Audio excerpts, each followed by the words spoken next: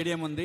ఆ ఇంటర్నేషనల్ స్టేడియంలో గౌరవనీయులైన చిన్ని గారి ఆధ్వర్యంలో, ఆంధ్ర క్రికెట్ అసోసియేషన్ ఆధ్వర్యంలో, అట్లాగే సానా సతీష్ గారు సెక్రటరీ గారు, వారి ఆధ్వర్యంలో ఏదైతే గౌరవనీయులైన మన స్పీకర్ గారు ఆలోచన విధానం ఉందో, సౌత్ ఇండియన్ స్టేట్స్ అన్ని మొత్తము 6 రాష్ట్రాల నుంచి ఎమ్మెల్యేస్ని పిలిపించి, వీలైతే ఎమ్మెల్సీస్ కూడా పిలిపించి అందరూ కూడా ఒక అత్యద్భుతమైన మెసేజ్ పంపించడం గురించి చేస్తున్న ప్రయత్నానికి నిజంగా ధన్యవాదములు తెలియజేసుకుంటున్నాం.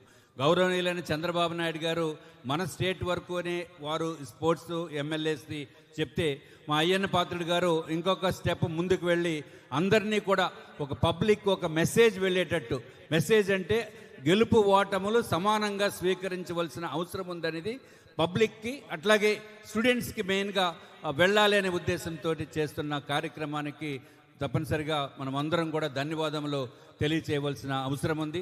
వయసుతోటి సంబంధం లేకుండా ఎంత వయసు అయినప్పటికీ 60 సంవత్సరాలు దాటి 80 సంవత్సరాలు దాటిన వారు కూడా పార్టిసిపేట్ చేశారు. ఈరోజు ఆఖరి రోజు కాబట్టి దీని కార్యక్రమాన్ని అత్యంత అద్భుతంగా చేస్తున్న రవినాయుడు గారికి మనస్ఫూర్తిగా ధన్యవాదములు కూడా, ఆయన అరేంజ్మెంట్స్ అన్నీ చేస్తే ధన్యవాదములు తెలియజేసుకున్నాం. హోంమంత్రి గారు కూడా పార్టిసిపేట్ చేయడము, మంత్రివర్యులు మిగిలిన వారు కూడా పార్టిసిపేట్ చేయడం కూడా ఈ క్రీడలకి శోభను తెచ్చాయని చెప్పి నేను తెలియజేసుకుంటూ, అట్లాగే నెక్స్ట్ టైం నేను కూడా డైరెక్ట్గా పార్టిసిపేట్ చేస్తాము.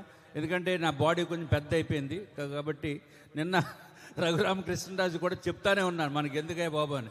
అయినా సరే ఆయన పాపం క్రీడా స్ఫూర్తితోటి వెళ్ళి చిన్న బ్యాలెన్స్ మనసులో ఉన్నప్పటికీ కూడా బ్యాలెన్స్ మిస్ అయ్యి చిన్న ఇంజురీ అయింది. ఈరోజు మైనర్ సర్జరీ చేస్తున్నారు, అయిపోతుంది. మళ్ళీ ఒక 2 రోజుల్లో 3 రోజుల్లో మళ్ళీ వెనక్కి వస్తారు.